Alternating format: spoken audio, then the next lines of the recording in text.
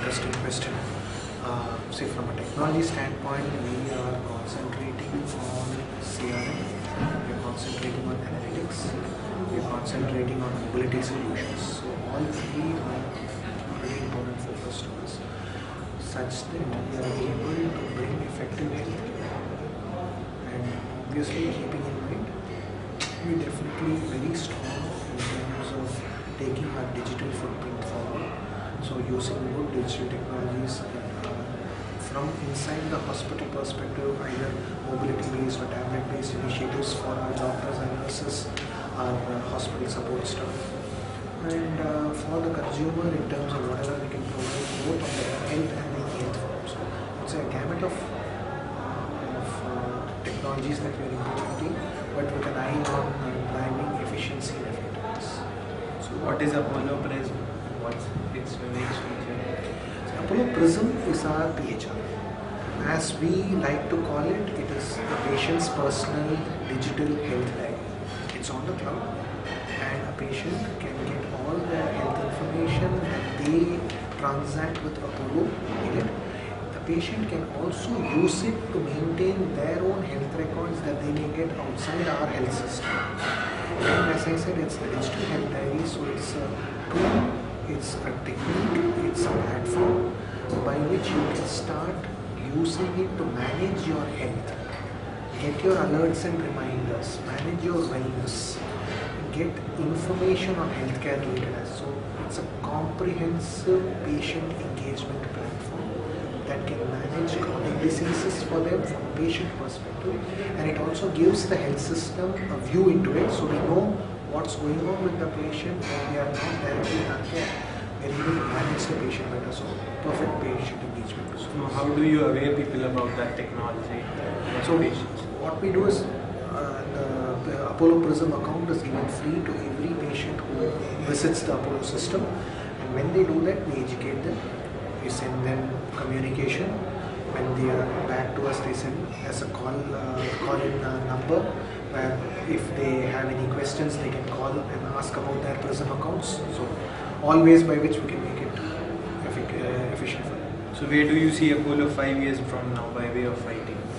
Well, I see Apollo 5 years from now, I would say, where we are able to successfully bring in efficiency into high levels of quality, bring in the access to as many patients as possible, be strong enablers to our clinical community such that we drive highest levels of clinical efficiency, and partner with our operations such that we drive high levels of operational efficiency, reducing cost and increasing effectiveness. So that's our dream that we try to see, and God willing we should go there very soon. Do you think the people lack between the IT, and there is a gap between the IT and the people? They are not aware of the techniques, about the technology. Definitely there is a gap between what is available in IT that can be used and what people perceive IT to be. And I think the only method to bridge the gap is constant training and awareness, constant hand-holding. And this is an industry that is seeing high levels of attrition. So keeping our tab on training, ensuring that we give them top-up training constantly, giving them tidbits of information so that they are kept aware. That's going to bridge the gap. So making it more friendly and clearly making it more usability friendly. Then automatically, the inclination towards using higher IT will be there. How IT has been helping in supply chain management for Apollo Hospital? Well, it keeps our operational effectiveness. We are such a large organization, we need to ensure that supply chain is kept on its toes. We can't afford errors, so it's a completely automated process for us. Our supply chain is pretty mature in terms of automation processes. What it uses is transactional systems, and what it uses is for analytics also, and making sure that our operational effectiveness is absolutely efficient. What would you say about the growth of healthcare sector? I think healthcare is definitely in a very, very encouraging and challenge as in terms of growth and efficiency. Definitely encouraging time. I see a lot of prospect. Growth is going to be there. I see a lot of effectiveness as it relates to clinical outcomes, and I see a lot of international patients coming to India. Medical tourism is growing. I see our own Indian outcomes are growing well, so our patients are having greater trust on the Indian system than going abroad. That means the overall industry is growing. That means the economy supporting the healthcare industry is also growing. So very encouraging times, very optimistic about the growth. Any new technology to be brought in by Apollo Hospital in the coming days? Well, like I said, there's a lot of new technologies. It will be unfair for me to single out one.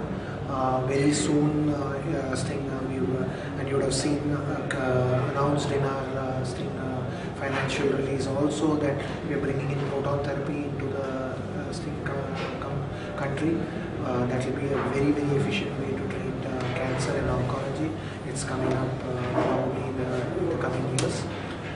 That's, I think, the most challenging medical technology that's coming very soon. But otherwise, like what I said, our focus on e-health and m-health, absolutely proceed. So what are the best practices to reach tier 2 and tier 3 cities? For us, the mantra is clearly what you get in our flagship hospital has to be there everywhere. So we are expanding big into tier 2 and tier 3 cities. Recently, last week, we opened a hospital in Nellore. So we've got our hospitals in Indore, we've got hospitals in Nasik now, Bilaspur, Madurai, Trichy, Karimnagar, Kakinada. So we got hospitals in many tier 2, tier 3 cities. Very simple. What experience you get in tier 1 hospitals, our flagship hospitals, is what you should get everywhere. And that means using technology effectively so that those tier 2, tier 3 hospitals get the same experience, same high standards. That's been our mantra. Thanks for the interview. Thank you.